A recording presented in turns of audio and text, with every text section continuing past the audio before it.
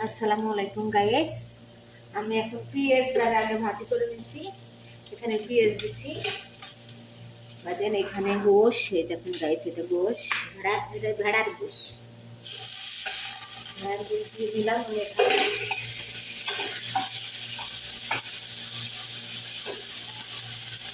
ভেড়ার গোশ দিলাম গাইস। আমি আগে পেঁয়াজটাকে ভাজি করে নিচ্ছি। এখানে রসুন রসুন বাটা,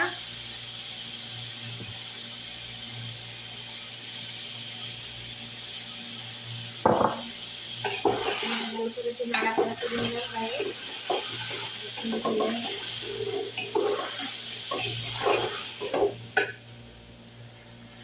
দেন এখানে হলুদ,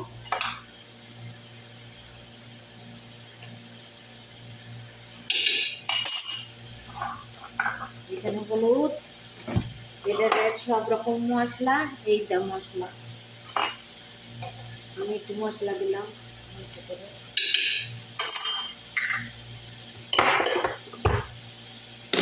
এখানে জিরের গুঁড়ো,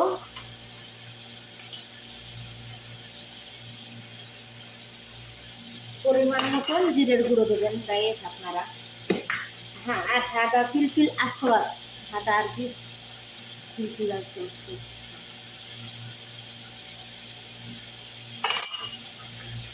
হ্যাঁ, সব রকমের মশলা আছে এখানে গায়ে, রসুন, জিরে, গরম মশলা, পেঁয়াজ, সব রকমের মশলা, হলুদ।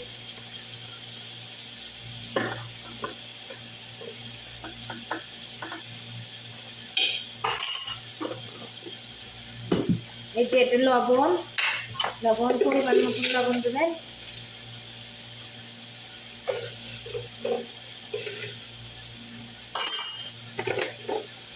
সব কিছুর পরে এবার আলু আছে, দেখেন আলু ঢেলে দেবেন এখানে।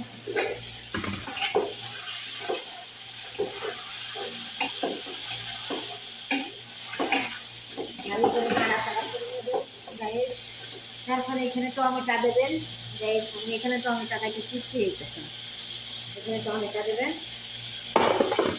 এখানে চালটা এই যে এখানে দেবেন।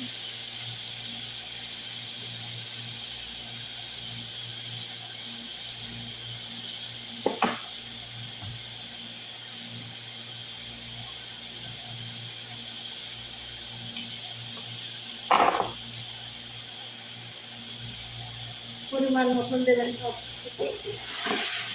জল করে নাড়াচাড়া করে নিতে চাই।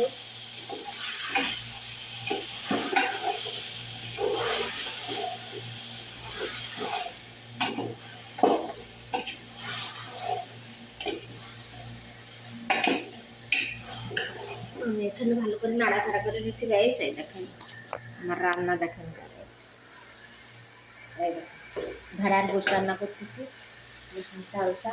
আর এটা হলো বামিয়া, এটা হলো ঢাড়স, ঢাড়স দিয়ে ভেড়ার গোশ দিয়ে রান্না করবো গাইস। দেখেছেন গাইস। আসসালামু আলাইকুম গাইস, ভালো থাকবেন, সুস্থ থাকবেন। আপনারা এইভাবে করে রান্না করে খাবেন, ইনশাআল্লাহ খুবই ভালো হবে গাইস।